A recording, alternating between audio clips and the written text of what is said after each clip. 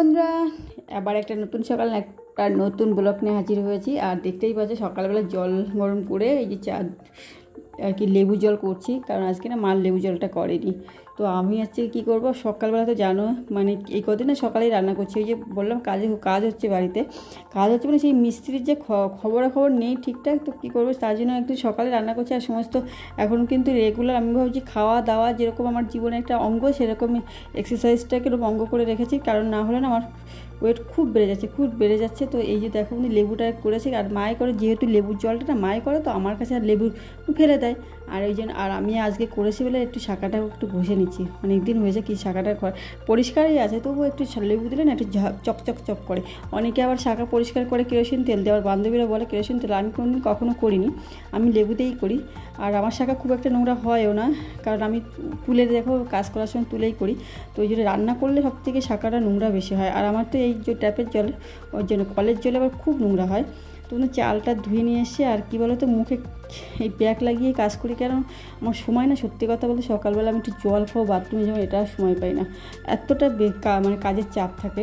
আর এই অবস্থায় প্যাক লাগিয়ে কখনো কথাও বলতে নেই, কিছু খেতেও নেই, কিন্তু আমার উপায় নেই বলে আমি করছি। তো প্লিজ বন্ধুরা, তোমরা এইসব করবে না, করলে মানে রিঙ্কেল চলে আসে তাড়াতাড়ি।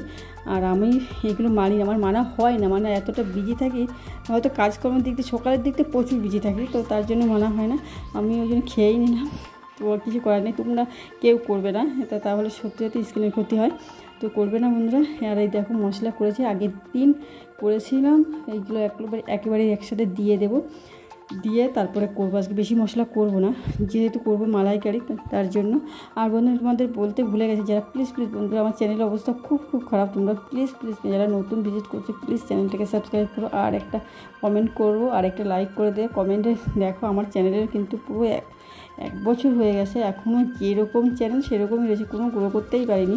তো সত্যি হতে বন্ধু প্লিজ তোমাদের হেল্পের খুব দরকার, আমি বলিই না কিন্তু তবু বলছি।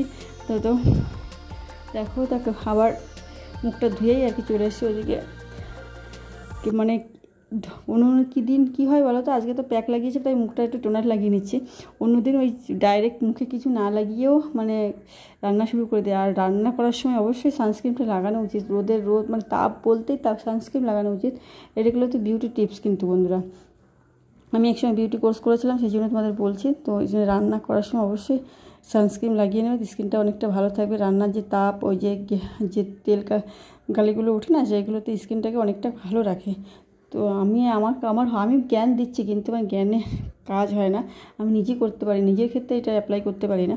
তুমি তো জানো মানে সকালের দিকে আমার প্রচুর চাপ থাকে, তারপর আস্তে দুপুর দিকে হলে। আর এখন হচ্ছে কি কাজের জন্য সে রান্নার অন্য কোনো জায়গা নেই, মানে ঘরের মধ্যেই কাজ হচ্ছে। তো পরে রান্নাঘরেও দেখো কাজ হবে, তো তার জন্য সকালে রান্না করে রাখতে হয়। কিন্তু এই আজকেও রান্না করেছি, কিন্তু আমার সেই দুর্ভাগ্য বুঝলে, এত আসেইনি, মানে এত সকাল তাড়াহুড়ো করে সব কাজ করি, কিন্তু সেই কাজটা আর হয় না। কালকে রেখে গেল সমস্ত জিনিসপত্রগুলো, কিন্তু সকালে উঠে আমি সূর্যদেবকে অর্ঘ্য দিতে গেছি, ছাদে ছিলাম, তারপর ফুলের গাছে জল দিচ্ছি, তখন বলছে বৌদি নিয়ে গেলাম ওই যে মানে লেডারটা আর কি, মুইটা নিয়ে যাচ্ছে, আর ব্যাগপত্র ছিল, ওদের যন্ত্রপাতিগুলো ছিল, সেইগুলো নিয়ে গেল, বলছে আমরা আসবো একটা মন্দিরকে, কিন্তু আসেনি, সারাটা দিন এইভাবে গেল। আর কি বলতো, ইউজ করা ঘরে, সত্যি কথা আমরা ব্যবহার করে যে ঘরটা, সেই ঘরে এরকম কাজ হলে প্রতিদিন, আজকে সকালে আমি ঘরও মুছিনি, জানি আমাকে বিকালে করতে হবে। এই জন্য আজকে বন্ধুরা, আজকে সত্যি কথা সবজি নেই আমার কাছে, একদম সবজি নেই, কালকে আবার বাজারে যাব। আর আমি এই যে মশলা, আমার দেখো এখানে সিস্টেম নেই বলে আমার ঘরের থেকেই মশলাটা করে নিয়ে আসতে হয়, মিক্সচারটা ভিতরে থাকে। তো আমি ওকে বলে গেছিলাম যে ওটা রয়েছে, লেগে যেতে পারে, পুড়ে যেতে পারে, একটু দিয়ে দিও। আর ও কী বলো তো, কোন দিকে কমাতে বাড়াতে বোঝে না গ্যাসে, তো কমাতে গিয়ে পুরো আরেকটু ওদিক হলে বফ হয়ে যেত। তা করেছে, এই যা, আমার তো এটা সৌভাগ্য না একটা, ও আমাকে হেল্প করেছে, এটাই তো আমার অনেক সৌভাগ্য। মানে ওদের একদম 7 করে এক মানুষ। তো বন্ধু মাছগুলোতে খুব হয়ে গেছিলো, মানে 2 দিন আগেকার মাছ, কালকে শনিবার গেছে, খাইনি। আর আজকে বরফে একদম ডিপ ফ্রিজে রেখেছিলাম, বরফও হয়ে গেছিলো, তো অনেকক্ষণ জল দিয়ে রেখেছিলো। আর বন্ধুরা আর একটা টিপস বলছি, আজকে দেখো টিপসই বলছি, তোমরা যদি মাছে দেখো ফ্রিজে রাখলে মাছের একটা গন্ধ হয়, কেমন একটা লাগে, স্বাদও ভালো লাগে না। তাই সত্যিকারের স্বাদ যদি পেতে চাও, তাহলে তোমরা কি করবে, একটু কাঁচা দুধ আর একদিকে জল মিশিয়ে প্রায় 15-20 মিনিট রাখবে, তাহলে একদম অরিজিনাল স্বাদটা চলে আসবে। তো আমি প্রায় আগে করতাম, এখন আর দেখো সময়ই হয় না। আর যদি একটু দুপুরের দিকে হয় তাও করা যায়, কিন্তু এই সকালের দিকে হয় না। পুজো দেবো না, এটা করবো না, ওটা করবো, একদম সময়ই হয় না। এখন কিন্তু অনেকটা সকালেও উঠি, কিন্তু তবুও সময়ের সঙ্গে পারি না, কাজই কমপ্লিট করতে পারি না। তো ও এসেছিলো, তো ওই সঙ্গে গল্প করছিলাম।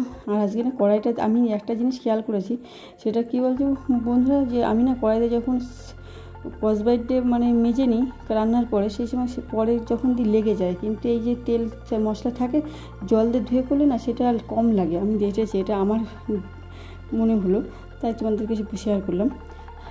কারণ কড়াইটা তেল তেল ভাব থাকে তো, তার জন্য। আর যখন স্কচব্রাইট দিয়ে মাজি সাবান দিয়ে, তখন ওর তেলটা নষ্ট হয়ে যায়, চলে যায়, তো তখন আবার লেগে যায়।